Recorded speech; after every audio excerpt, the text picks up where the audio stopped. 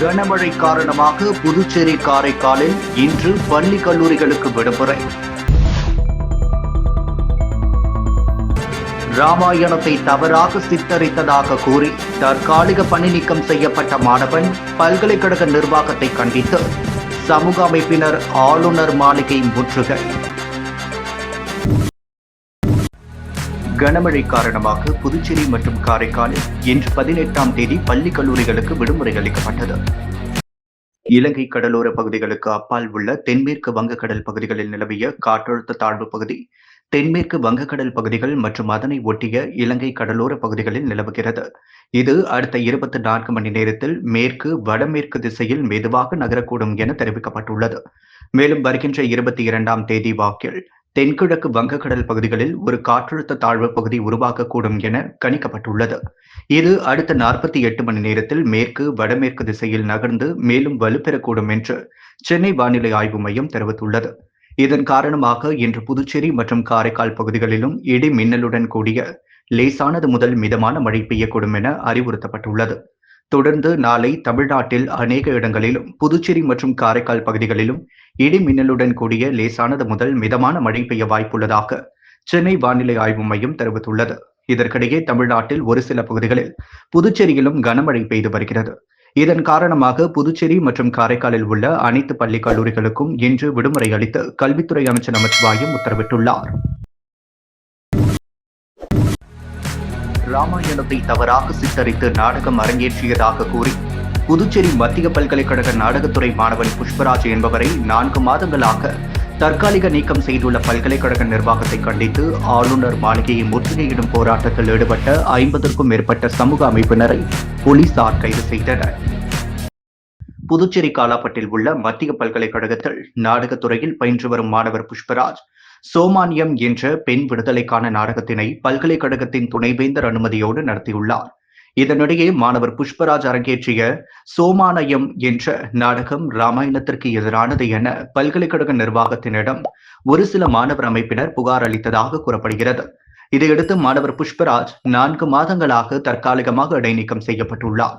இந்நிலையில் மாணவர் புஷ்பராஜை 4 மாதங்களாக தற்காலிக நீக்கம் செய்துள்ள பல்கலைக்கழக நிர்வாகத்தை கண்டித்தும் மாணவர் மீது பொய் வழக்கு பதிவு செய்யப்பட்டுள்ளதாக குற்றம் சாட்டியும் மாணவரை உடனடியாக பல்கலைக்கழகத்தில் அனுமதித்து தேர்வுகள் எழுத அனுமதிக்க வேண்டுமென வலியுறுத்தி சமூக அமைப்புகள் சார்பில் ஆளுநர் மாளிகையை முற்றுகையிடும் போராட்டம் நடைபெற்றது. சம்பா கோவிலர்கள் நடைபெற்ற ஆர்ப்பாட்டத்தில் 50க்கும் மேற்பட்ட சமூக அமைப்பினர் கலந்து கொண்டு மத்திய பல்கலைக்கழகத்திற்கு எதிராகவும் மத்திய பாஜக அரசுக்கு எதிராகவும் கண்டன கோஷங்களை எழுப்பினர். தொடர்ந்து தடுப்புகளை மீறி ஆளுநர் மாளிகையை முற்றுகையிட முயன்றவர்களை போலீசார் கைது செய்தனர். புதுச்சேரி லாஸ்பேட்டை தொகுதிக்குட்பட்ட ஜீவானந்தபுரம் பகுதியில் கனமழையால் பாதிக்கப்பட்ட மக்களுக்கு முன்னாள் சபாநாயகர் வி.பி. சிவக்கொழுந்து அன்னதானம் வழங்கினார். வங்கக்கடலில் உருவான குறைந்த காற்றழுத்த தாழ்வு நிலை காரணமாக புதுச்சேரியில் கடந்த சில நாட்களாக கனமழை தொடர்ந்து பெய்து வரும் நிலையில் புதுச்சேரி லாஸ்பேட்டை தொகுதிக்குட்பட்ட பல்வேறு இடங்களில் கனமழை தொடர்ந்து பெய்து வருகிறது. இதனால் பொதுமக்கள் வீடுகளிலே முடங்கியுள்ளனர். தகவல் அறிந்த சப்தகிரி அறக்கட்டளையின் நிறுவன தலைவரும் முன்னாள் சபாநாயகருமான வி.பி. சிவக்கொழுந்து இன்று லாஸ்பேட்டை ஜீவானந்தபுரம் குறிஞ்சி நகர் சேத்திலால் நகர் மற்றும் மடுவுப்பேட்டை டோபிகானா ஆகிய பகுதிகளில் கனமழையால் பாதிக்கப்பட்ட இடங்கள் மற்றும் வீடுகளை பார்வையிட்டு ஆய்வு மேற்கொண்டார். மேலும் கனமழையால் பாதிக்கப்பட்ட மக்களுக்கு அன்னதானம் வழங்கினார். அப்பொழுது என்ஆர் காங்கிரஸ் பிரமுகர்கள் பலர் உடனிருந்தனர். கனமழை எச்சரிக்கை காரணமாக பல்கலைக்கழகத்தின் அனைத்து வகுப்புகளும் இன்று 18ஆம் தேதி ரத்து செய்யப்பட்டுள்ளது. புதுச்சேரி பல்கலைக்கழக பதிவாளர் இன்று வெளியிட்டுள்ள செய்திகள் காலாப்பட்டில் உள்ள புதுச்சேரி மத்திய பல்கலைக்கழகத்தில் கனமழை எச்சரிக்கை காரணமாக பல்கலைக்கழகத்தின் அனைத்து வகுப்புகளும் ரத்து செய்யப்பட்டுள்ளது என்று தெரிவித்தார். மேலும் தேர்வுகள் இருந்தால் மாற்று தேதி பின்னர் அறிவிக்கப்படும் எனவும் பல்கலைக்கழக பதிவாளர் தெரிவித்துள்ளார். புதுச்சேரி லாஸ்பேட்டை தொகுதிக்குட்பட்ட ஜீவானந்தபுரம் பகுதிகள் கனமழையால் பாதிக்கப்பட்ட மக்களுக்கு தார்பாய் உள்ளிட்ட நிவாரண உதவிகளை முன்னாள் சபாநாயகர் வி.பி. சிவக்கொழுந்து வழங்கினார். வங்கக்கடலில் உருவான குறைந்த காற்றழுத்த தாழ்வு நிலை காரணமாக புதுவையில் கடந்த சில நாட்களாக கனமழை தொடர்ந்து பெய்து வரும் நிலையில் புதுச்சேரி லாஸ்பேட்டை தொகுதிக்குட்பட்ட ஜீவானந்தபுரம் பகுதிகள் பல வீடுகள் கனமழையால் சேதமடைந்த தகவல் அறிந்த சப்தகிரி அறக்கட்டளையின் நிறுவன தலைவரும் முன்னாள் சபாநாயகருமான வி.பி. சிவக்கொழுந்து இன்று லாஸ்பேட்டை ஜீவானந்தபுரம் பகுதிகள் கனமழையால் பாதிக்கப்பட்ட இடங்கள் மற்றும் வீடுகளை பார்வையிட்டு ஆய்வு மேற்கொண்டார். மேலும் கனமழையால் பாதிக்கப்பட்ட வீடுகளுக்கு தார்பாய் உள்ளிட்ட பல்வேறு நலத்திட்ட உதவிகளை வழங்கினார். அப்பொழுது என்ஆர் காங்கிரஸ் பிரமுகர்கள் பலர் உடனிருந்தனர். கப்பலோட்டிய தமிழன் வ.உ. சிதம்பரம் பிள்ளை நினைவு நாள் புதுச்சேரி அரசு சார்பில் இன்று அனுசரிக்கப்பட்டது. கப்பலோட்டிய தமிழன் வ.உ. சிதம்பரம் பிள்ளை நினைவு நாள் புதுச்சேரி அரசு சார்பில் அனுசரிக்கப்பட்டது. இதையொட்டி புதுச்சேரி சட்டப்பேரவை எதிரே பாரதி பூங்காவில் அமைந்துள்ள அவரது திருவுருவச் சிலைக்கு சட்டப்பேரவைத் தலைவர் செல்வம், பொதுப்பணித்துறை அமைச்சர் லட்சுமி நாராயணன், அரசு கொறடா ஏ.கே.டி. ஆறுமுகம், சட்டமன்ற உறுப்பினர்கள் சாய்ஜி சரவணகுமார், லட்சுமிகாந்தன் ஆகியோர் மாலை அணிவித்து மரியாதை செலுத்தினர். வருமான வரி ஆணையரகம் சென்னை சார்பில் வரி செலுத்தினர் தொடர்பு முகாம் புதுச்சேரியில் நடைபெற்றது. வருமான வரி ஆணையரகம் சென்னை சார்பில் வரி செலுத்தினர் தொடர்பு முகாம் புதுச்சேரி எஸ்.பி. பட்டேல் சாலையில் உள்ள அதித்தி ஹோட்டலில் நடைபெற்றது. இந்த நிகழ்ச்சிக்கு வருமான வரி இணை ஆணையர் எக்ஸம்ஷன் சென்னை சந்தியா ராணி குரே முன்னிலை வகித்தார். மேலும் நிகழ்வில் கார்த்திகேயன், வருமான வரி துணை ஆணையர் எக்ஸம்ஷன்ஸ் சென்னை மற்றும் வருமான வரி அதிகாரிகள் சந்தோஷ்குமார் மற்றும் ஸ்ரீகாந்த் ஆகியோரும் கலந்து கொண்டனர்.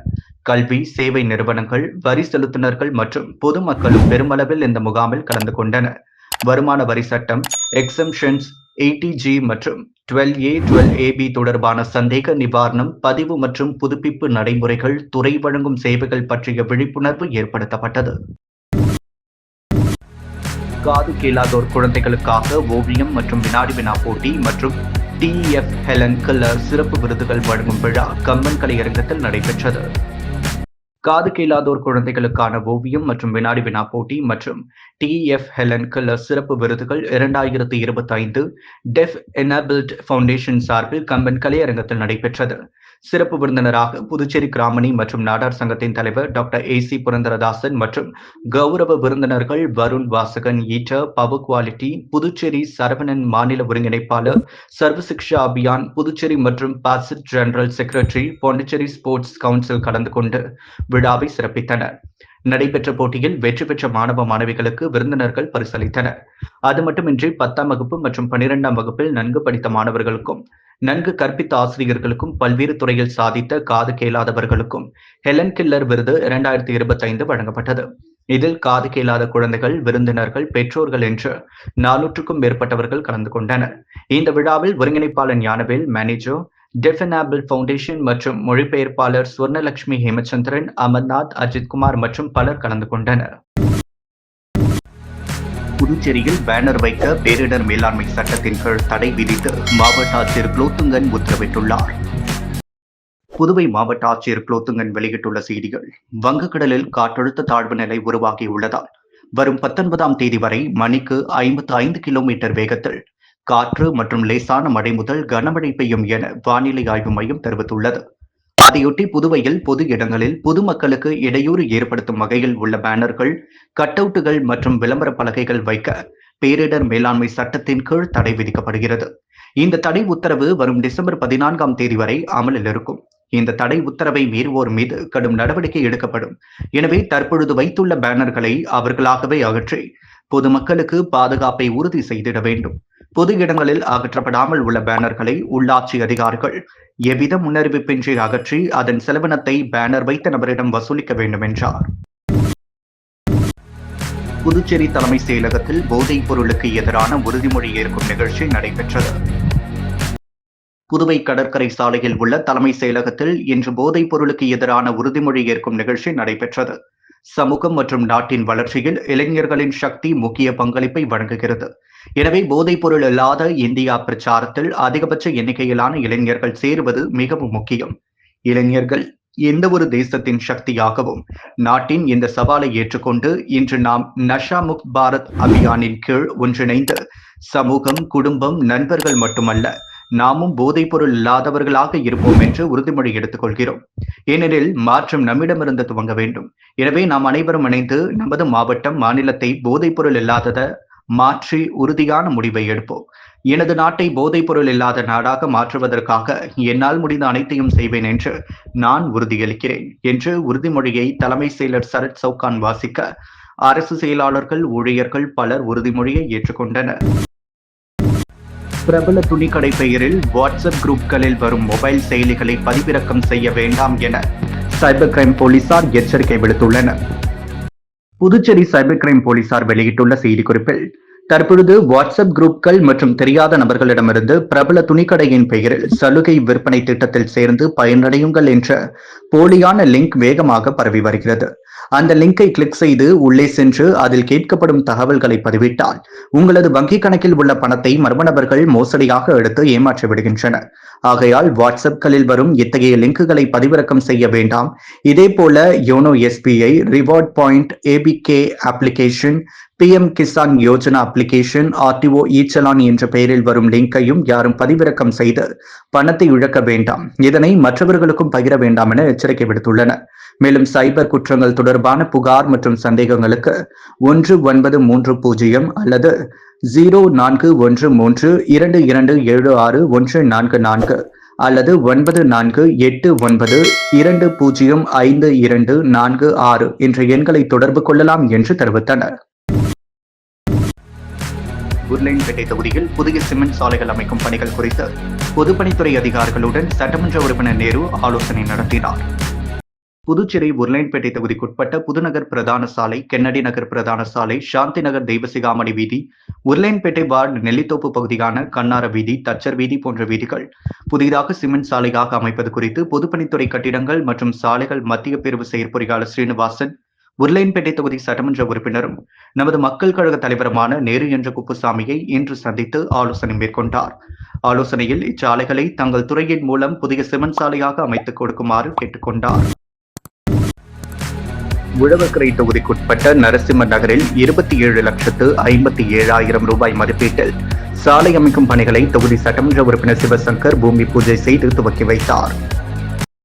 உழவர்கரை தொகுதிக்குட்பட்ட லட்சுமி நரசிம்ம நகரில் 27,57,000 ரூபாய் மதிப்பீட்டில் சாலை அமைக்கும் பணிக்கான பூமி பூஜை நிகழ்வு நடைபெற்றது.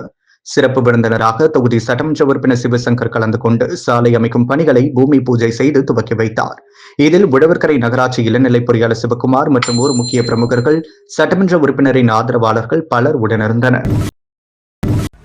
புதுச்சேரி பல்கலையில் சுப்பிரமணிய பாரதியார் தமிழ் மொழி மற்றும் இலக்கிய புலம் சார்பில் தமிழக புலவர் குழுவின் 118ஆம் கூட்டம் மற்றும் தமிழறிஞர் விஸ்வநாதனின் 127ஆம் பிறந்தநாள் விழா நடைபெற்றது. பல்கலைக்கழக கலை மற்றும் பண்பாட்டு உறவுகளின் இயக்குநர் கிளெமெண்ட் லூர்த் தலைமை தாங்க புல முதன்மையர் சுடலை முத்து வாழ்த்து பேசினார். துறை தலைவர் கருணாநிதி வரவேற்க பேராசிரியர் ரவிக்குமார் ஒருங்கிணைத்தார். தமிழக புலவர் குழு உறுப்பினர் முனைவர் வீரமணி எழுதிய முத்தமிழ் காவலரின் தமிழக புலவர் குழு அமைப்பும் பணிகளும் என்ற நூல் வெளியிடப்பட்டது. தமிழக புலவர் குழுவின் செயலாளர் மணிமேகலை கண்ணன் சிறப்புரை வழங்கினார். மூத்த உறுப்பினர்கள் சேதுராமன், நீதிபதி பாஸ்கரன் மறைவுக்கு அஞ்சலி செலுத்தப்பட்டது. கூட்டத்தில் அழகப்பன், மரமலை இலக்குனவார், பாலசுப்ரமணியன், சாரதா நம்பி ஆரூரன், வலனரசு, பேராசிரியர் உலகநாயகி பழனி, வீரமணி உள்ளிட்ட 30க்கும் மேற்பட்டோர் கலந்து கொண்டு துணை செயலாளர் ஸ்ரீகாந்த் நன்றி கூறினர். கூட்டத்தில் தமிழுக்கும் தமிழருக்கும் பாதுகாவலராக திகழ்ந்த விஸ்வநாதம் பெயரில் திருச்சியில் உள்ள மருத்துவக் கல்லூரி வளாகத்தில் அவரது சிலையை அமைக்க தமிழக அரசு நடவடிக்கை எடுக்க வேண்டும் என தீர்மானம் நிறைவேற்றப்பட்டது. முத்து கோல்டோஸ் வழங்கும் தங்கம் மற்றும் வெள்ளி விலை நிலவரம். தங்கம் 1 கிராம் 11,335 ரூபாய், வெள்ளி 1 கிராம் 167 ரூபாய்.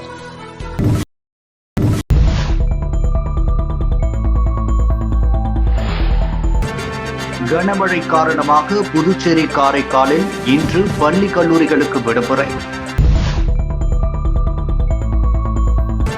ராமாயணத்தை தவறாக சித்தரித்ததாக கூறி தற்காலிக பணி நீக்கம் செய்யப்பட்ட மாணவன் பல்கலைக்கழக நிர்வாகத்தை கண்டித்து சமூக அமைப்பினர் ஆளுநர் மாளிகை முற்றுகை.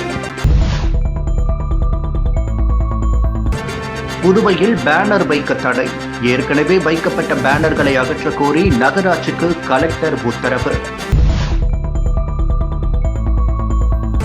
தலைமை செயலர் சரத் சவுகான் தலைமையில் போதைப் பொருளுக்கு எதிரான உறுதிமொழி ஏற்பு.